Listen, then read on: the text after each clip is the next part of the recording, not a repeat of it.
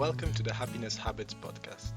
My name is Adel, And I'm Libby. and we've started Adbra Happiness Habits to help with our own mental health.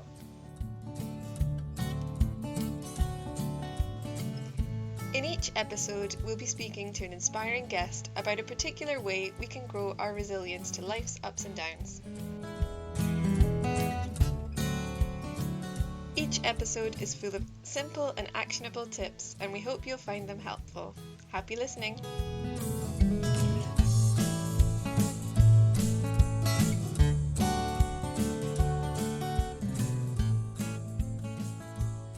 So welcome to the Happiness Habits podcast. Today we'll just be chatting to each other about our experience of the podcast so far and why we plan to do a podcast in the first place.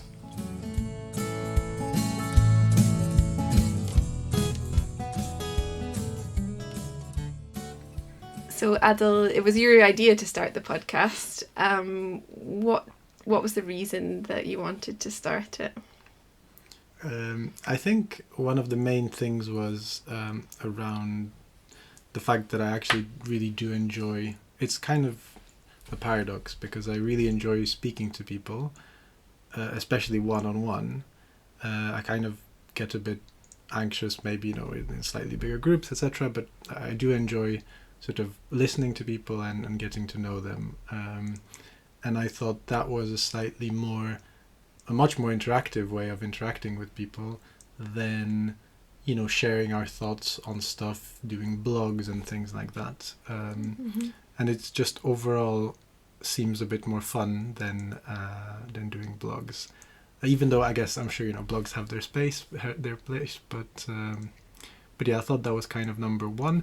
And I guess number two is the fact that there's we are Adbra is focused on mental health and is kind of helping us, but the whole idea is that we're also sharing some of that stuff with other people.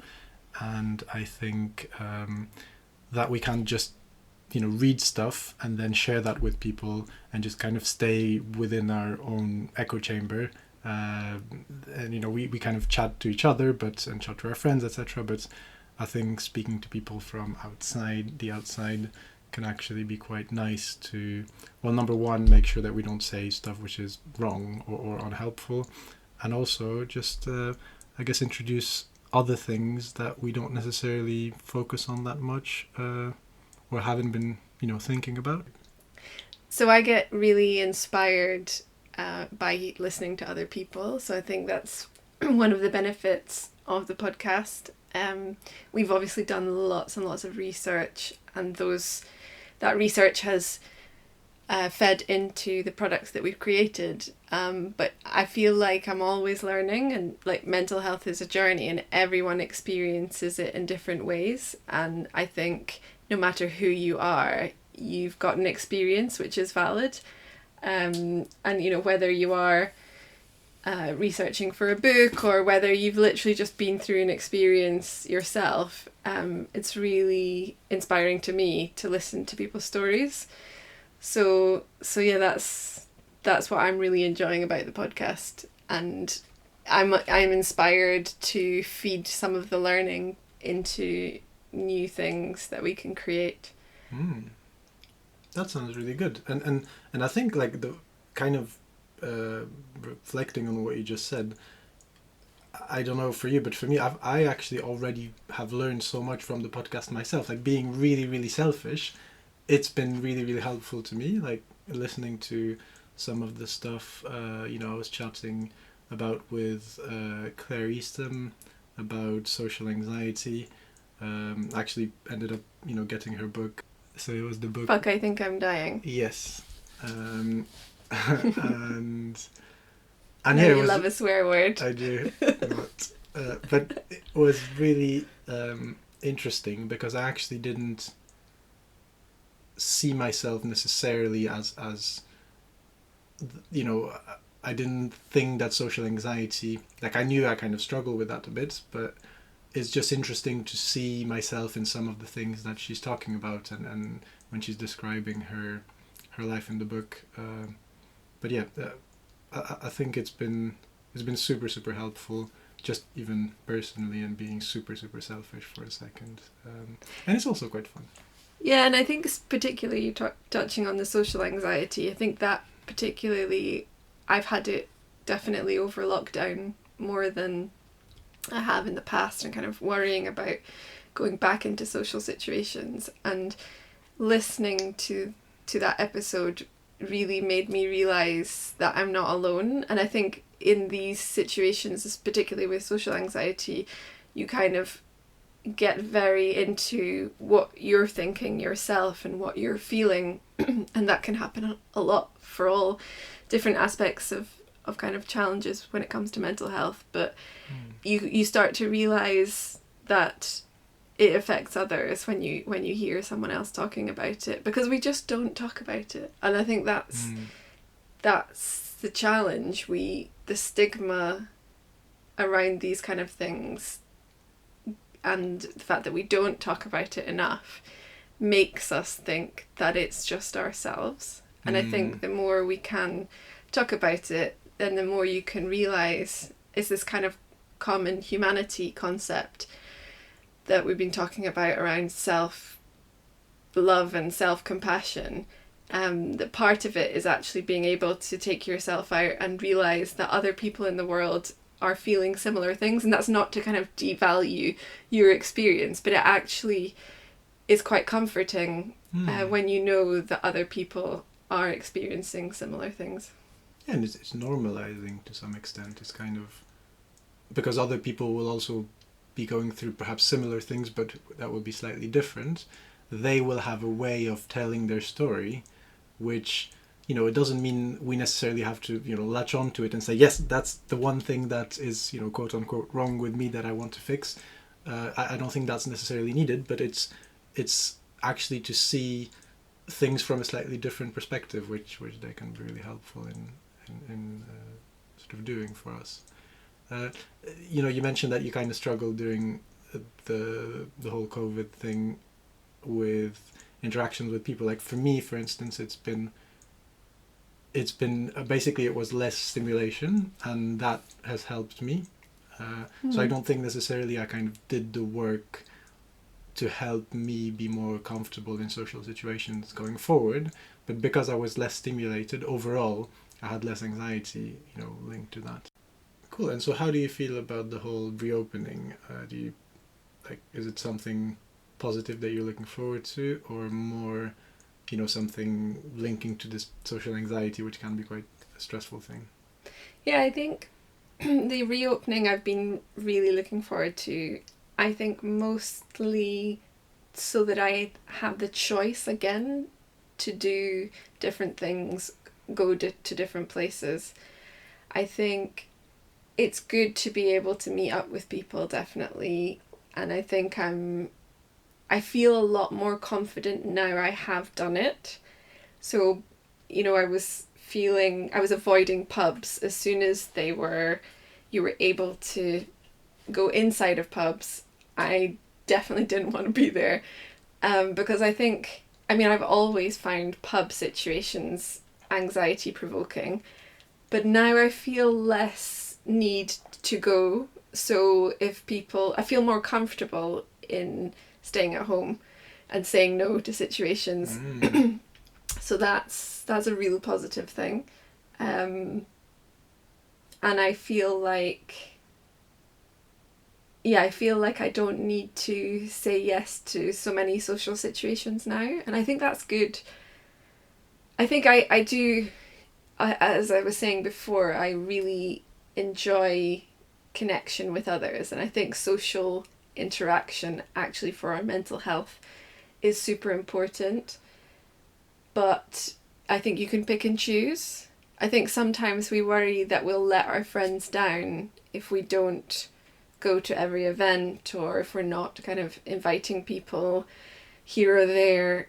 But now I think I value more one-to-one connection with people, maybe at home, not necessarily going out to pubs or restaurants. But yeah, I'm really glad that we're opening up, because I just for the kind of idea of having a choice of where to go, I think feeling like I don't have a choice and that I'm forced to stay at home Mm. had a real impact on my mental health, because I've lost a freedom. Sure. I mean, I've got, it's a privilege to be able to go out and, be able to do that. So, I don't take that for granted, but I feel more comfortable when I have the choice. Mm. How about you? Yeah, that kind of makes sense. Yeah, I think the whole idea of being allowed to do stuff is just like a weight off my shoulders. But that doesn't necessarily mean I want to do all this other stuff.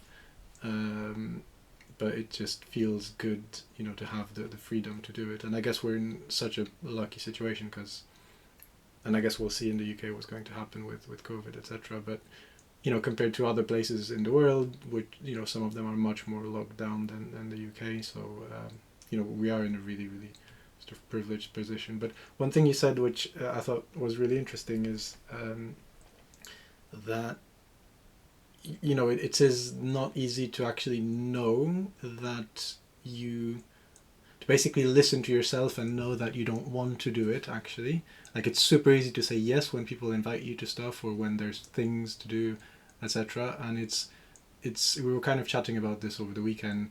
It's really tricky to get to a stage where you actually notice where inside your body or your mind is trying to tell you, actually, I don't really want to do this thing, and be mindful of the fact that your body is telling you that, and just that being something that you can use into your decision making about whether you're going to do it or not.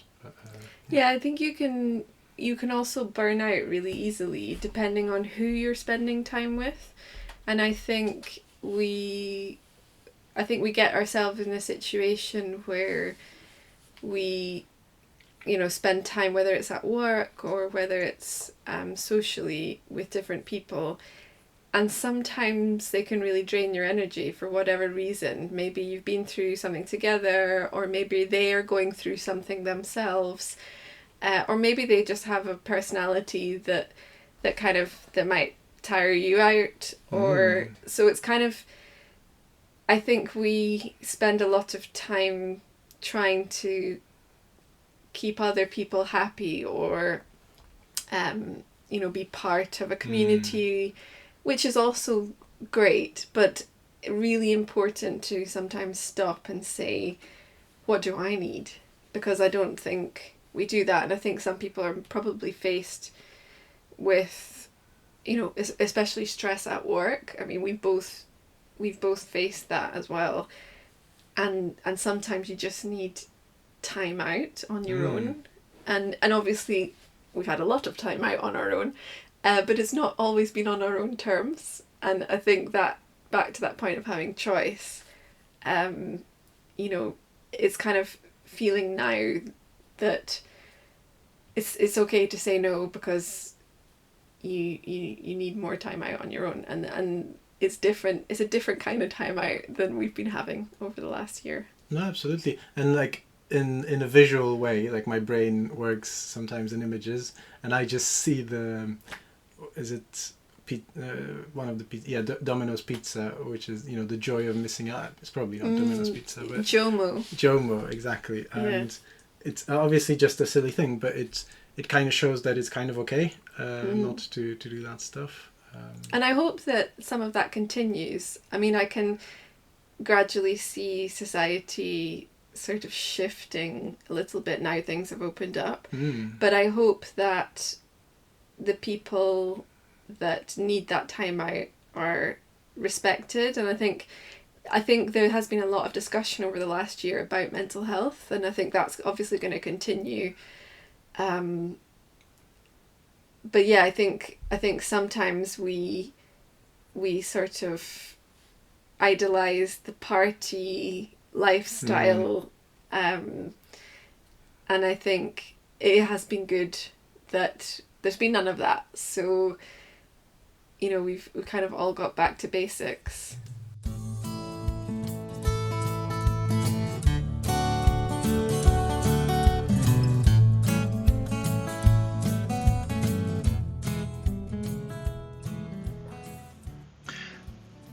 Thank you for listening to this episode of the Happiness Habits podcast by Adbra. If you'd like to learn more about the topics we discussed today, simply go to adbra.co.uk and check our resources section for a lot of additional well-being tips and free tools. While you're at it, don't forget to check our gratitude planners, mindfulness jars and cards. They're all available on adbra.co.uk. If you enjoyed this episode, make sure to leave us a review, or even better, tell a friend that you think would benefit from it about it. See you next time on the Happiness Habits podcast.